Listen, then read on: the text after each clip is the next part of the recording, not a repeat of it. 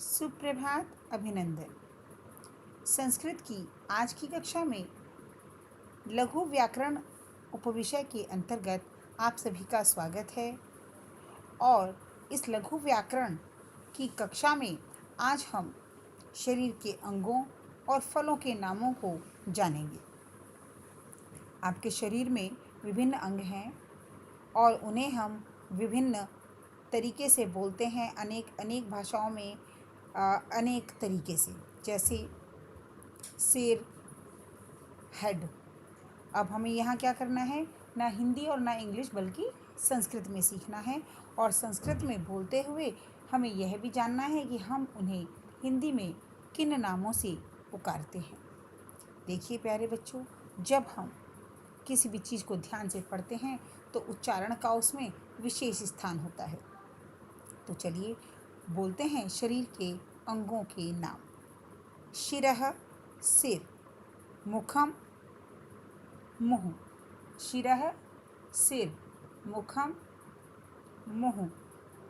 ललाटम माथा, कपोलः गाल। नेत्रम आँख, नेत्रम आँख।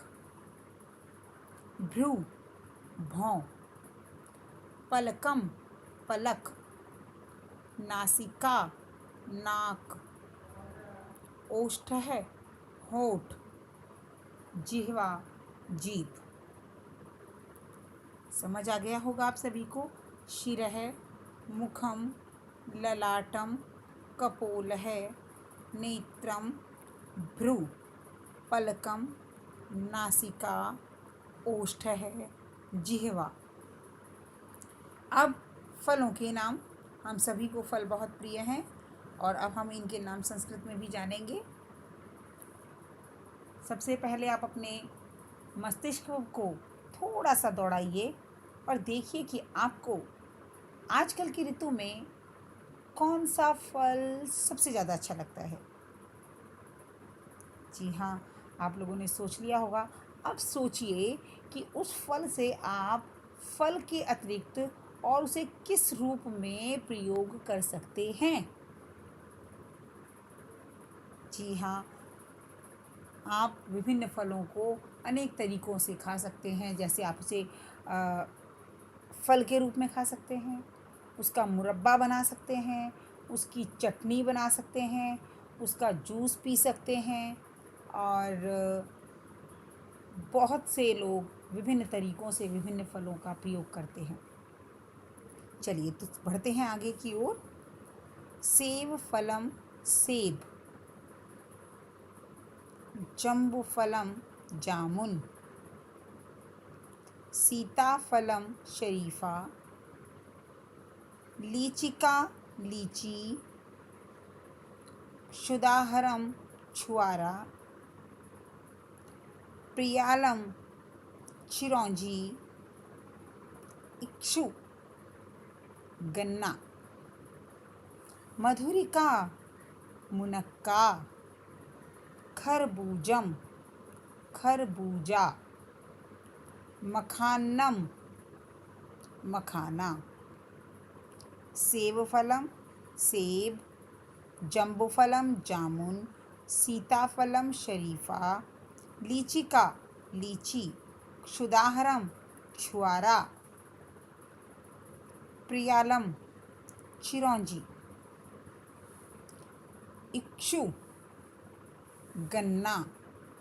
मधुरिका मुनक्का। खरबूजम खरबूजा।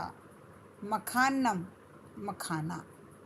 इस प्रकार ये 10-10 फलों और अंगों के नाम आपने समझे।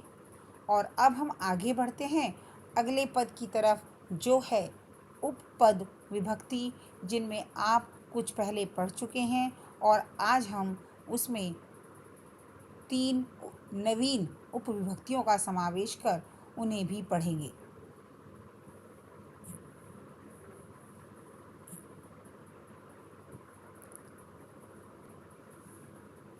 जी हाँ, उपपद विभक्ति, इसकी परिभाषा हम पहले ही पढ़ चुके हैं कि जो आश्रित विभक्ति होती है वह उपपद विभक्ति कहलाती है।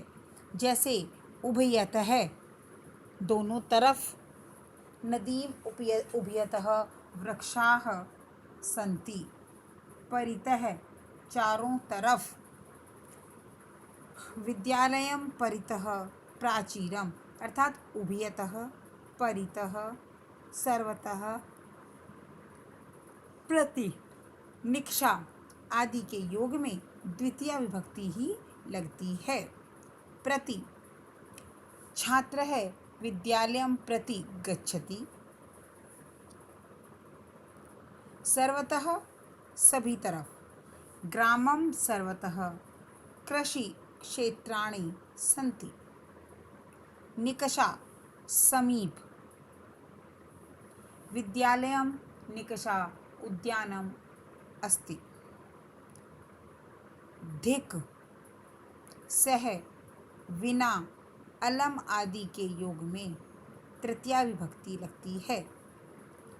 धिक्, निंदा, मूर्खम धिक्, मूर्ख को धिक्कार है।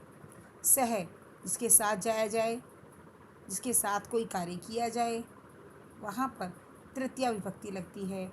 बालिका, बालिकेन सह खेलती। विना, किसी के बिना, यहाँ पर तृतीया लगती है, लेकिन पंचमी और द्वितीया का प्रयोग भी किया जा सकता है। ज्ञानेन विना जीवनम वृथा। अलम, वारण विवादेन अलम मतलब मत करो, अलम मतलब मत करो। नमः, नमस्कार, जब किसी को नमस्कार किया जाता है तो नमः के योग में हमेशा चतुर्थी विभक्ति ही आती है। पितृदेवाय नमः, ओम नमः शिवाय, इस तरह से। बहि, बाहर, विद्यालयात् बहि बालकाः क्रीडन्ति खेलन्ति। उपरि, ऊपर, षष्ठी विभक्ति, वृक्षस्य उपरि मर्कटाः सन्ति। अधः, नीचे, फिर षष्ठी विभक्ति। मैं पेपर, षष्ठी, काके की, वृक्ष के ऊपर, तो संबंध हो गया ना, वृक्ष के नीचे संबंध कारक, षष्ठी विभक्ति। अधः और ऊपरी के योग में षष्ठी विभक्ति का प्रयोग। वृक्षस्य अधः पथिकः उपविशति, पेड़ के नीचे पथिक बैठता है। अन्तः, भीतर। विद्यालयस्य अन्तः छात्राः पठन्ति। विद्यालयस्य अन्तः छात्राः पठिष्यन्ति। एक बार इसे समझेंगे दोबारा से। उभयतः, परितः, सर्वतः, प्रतिनिक्षा आदि के योग में द्वितीया विभक्ति का प्रयोग होता है। धिक्, सह और विना के योग में, साथ ही अलम के योग में तृतीया विभक्ति का प्रयोग किया जाता है। जिसे नमस्कार किया जाए उसमें चतुर्थी, बाहर, ऊपर, नीचे, अर्थात स्थिति बताने में, या अंदर, अंदर, बाहर, ऊपर, नीचे, अंदर, बाहर, ऊपर, नीचे, इन चारों स्थितियों में षष्ठी विभक्ति का प्रयोग होता है।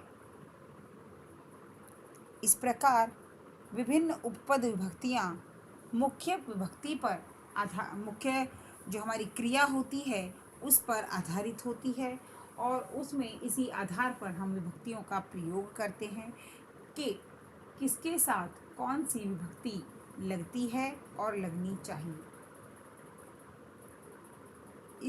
इन सभी उपपद विभक्तियों को आप न केवल अपनी उत्तर पुस्तिका में लिखेंगे, बल्कि वाक्य निर्माण द्वारा उसे समझने का प्रयत्न भी करेंगे।